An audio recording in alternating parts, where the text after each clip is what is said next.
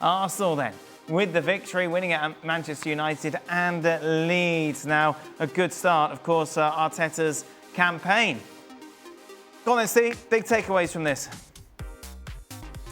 Gyokeres. Yeah. And the 2 injuries. Okay. Let's go positive first. Gyokeres. Yeah, Gyokeres. I mean, this is huge for Gyokeres personally. Because all the questions, the price tag. Yes.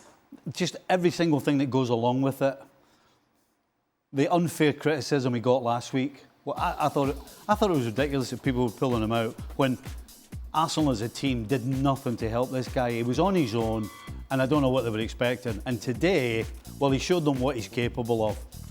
And as I said, it was just a ball played in behind into a wide area, and then from there he just took over. His instinct is to get it as close to the goal and stick it in the back of the net, and that's exactly what Arsenal have been needing over the last 2 or 3 seasons. And then to take the penalty as well, an absolute dream for Gyokeres. Yeah, you agree, Frank? I do agree. That's absolutely wonderful for the players and his confidence, and now let's say that his season is launched, and hopefully he's going to be scoring more and more goals. And but otherwise, yeah, I'm a little bit worried. That was yesterday when I was questioning, the signing of Eze. Yeah, if they need him. Yeah, they need him. Now they need him. They need him very well, very much. So who was right, Frank Leboeuf? Yeah. Who was right? Yeah, but because of the injury. And it's only fair to say that. No, but I'm very happy that Eze signed for Arsenal. It's going to be a plus for sure. But you know what? They scored 2 goals. When I was watching the highlights, it seems to be an easy game. It seemed to be an easy game for Arsenal. The first half, they were quite slow.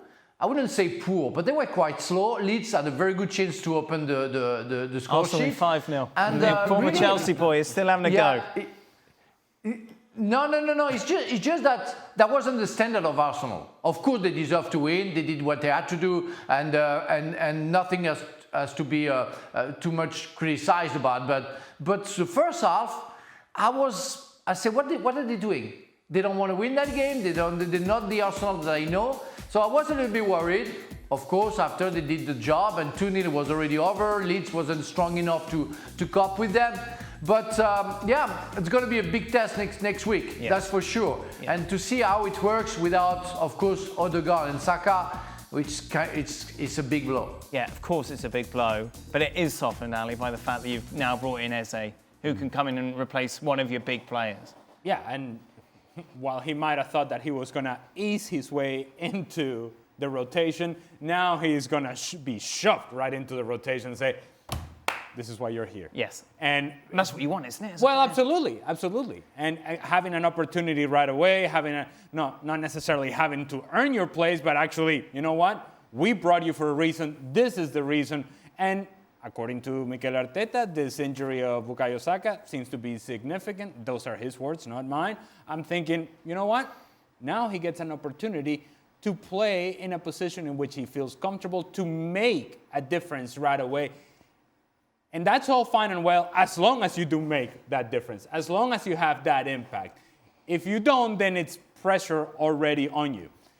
How you deal with that as a player, it depends on the individual, it depends on Eze himself. As for Arsenal, how do they deal with the absences of Martin Odegaard and Bukayo Saka? Well, of course, we just mentioned Eze.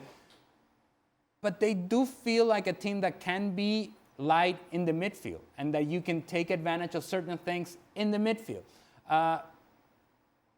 But while I say that, I'm thinking, and I compare it to a team that we just discussed in Manchester City, I'm thinking, it feels, and I know it's different opposition, but you watch Arsenal against Leeds and you watch Manchester City against Spurs and you're thinking, these teams are not in the same level. You really think that there's a separation between Liverpool, Arsenal, and then the rest, and Manchester City is closer to the rest than they are right now, currently close to Arsenal. I'm encouraged by Gyokeres, not only by the goal, not only by his movement in and around the 18-yard box, but the work rate. The work rate is going to be important, and I think he brings a lot of that to this team with the obsession, and I think I would call it that, the obsession of scoring goals. That's what drives him. Why is that significant? Well, because you when you think about whoever Arsenal have played in that position, Kai Havertz. He doesn't have an obsession to score goals. Gyokeres does. Eze to come in against Liverpool. I'm not so sure. What do you mean? I'm not so sure he's just walked straight in the team. Well, obviously there's injuries to consider. Yeah, I know. I mean, If Odegaard and Saka out, there's no way Eze's not starting, I think there? there's more chance of Eze maybe playing in the middle. I'm not so sure that he just walked straight in the team. That's all I'm saying. And Arteta's not the type of guy, I don't believe, that just signs a guy and then throws him in. I just don't. I think he's got a week to work with him. He knows he's got no Odegaard. He knows he's not no Saka. Let's just hold our horses and see what happens next week. I'm just telling you, I'm not so sure that Eze gets thrown in. Well, if that's the case, then who would you throw in then, Stevie? Well, does